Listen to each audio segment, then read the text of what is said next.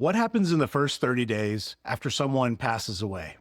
This is a question most people have never thought about, but it's one of the most important periods for a family because during those first 30 days, a lot is happening all at once. Your family is dealing with grief, they're making arrangements, and at the same time, they're starting to step into responsibilities they may have never handled before.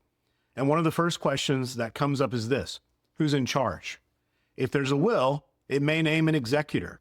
If there's a trust, there may be a successor trustee, but even then, there's usually a short period where things aren't fully in motion yet. So your family is trying to figure out, where are the documents, what accounts exist, what bills need to be paid, what needs to happen first. And without a clear plan, that can feel overwhelming very quickly. Let me walk you through what typically happens. In those first few days, the focus is on immediate needs: funeral arrangements, notifications, gathering important documents. Then, pretty quickly, financial and legal questions start to come up. Accounts may be frozen, access may be limited, your family may not yet have the authority they need to act.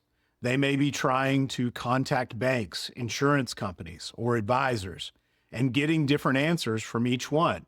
I've seen families feel stuck in this phase, not because they're doing anything wrong, because they don't have clear direction. Now, compare that to a situation where there is a well-organized plan. Your family knows where the documents are, they know who is in charge, they know what the next steps are. There's still emotion, of course, but there's also clarity.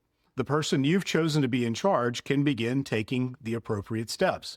They can start gathering information, coordinating with professionals, and moving things forward in an orderly way.